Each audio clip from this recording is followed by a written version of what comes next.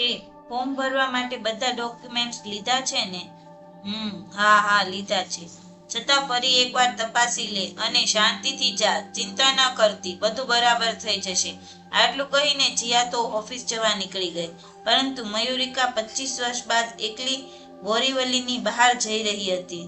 ઘરનું કરિયાણું લાવવા સિવાય કોઈ પણ કામ એકલા કરવાની તેને આદત નહોતી.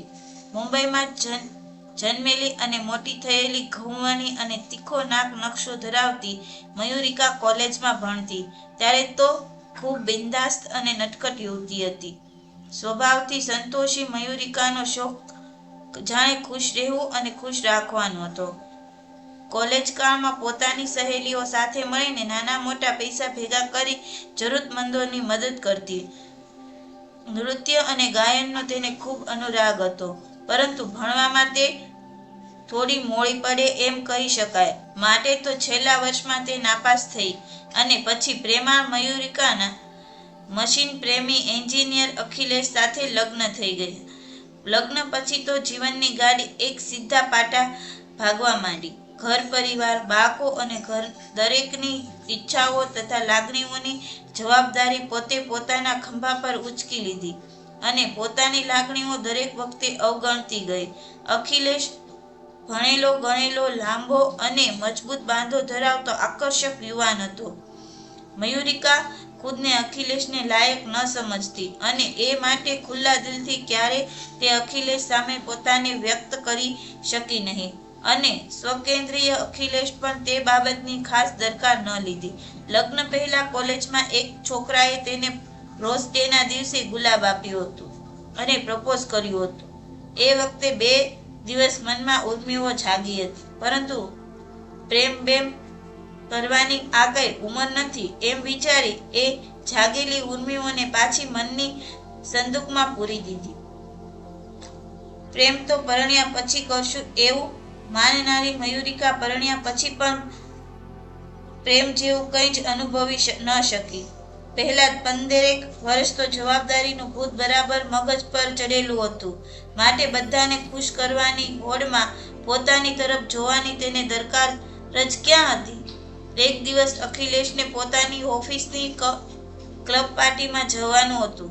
અખિલેશે આગલી રાત્રે જ જણાવ્યું હતું, પરંતુ ઘર પરિવારની જવાબદારીમાં તે ભૂલી ગઈ. બીજા દિવસે જવાના સમયે અખિલેશ તૈયાર થઈ ગયો અને પછી તેણે મયુરિકાને બૂમ પાડી, મયુ, હું તૈયાર છું, તું રેડી છે? આ સાંભળીને મયુરિકા રસોડેથી ભાગીને આવી. પરસેવે રેબ-જેબ, વાળમાં સફેદી અને અખિલેશના વ્યક્તિત્વની ઉતરતા હોવાની લઘુતા ગ્રંથિ તેની આંખોમાં સ્પષ્ટ ઝલકાઈ રહી હતી. તેનો આવો વેશ જોઈને અખિલેશે તેને પોતાની સાથે આવવાની ના કહી દીધી. પતિ તો સૂટ બૂટ સજ્જ પોતાને લીધા વિના જ પાર્ટી માટે રવાના થયો.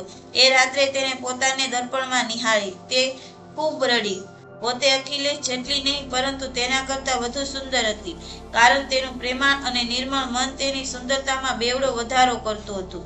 પરંતુ એવું તેને કહેનાર કોઈ ન હતું અને તે પોતે પણ આ વાત સ્વયં રીતે સમજી ન શકી. મયુરિકા હવે એટલું સમજી ગઈ હતી કે પોતાના પતિને હવે પત્નીની જરૂર નહોતી, ફક્ત એક ઘર સાચવવા વાળાની જરૂર હતી.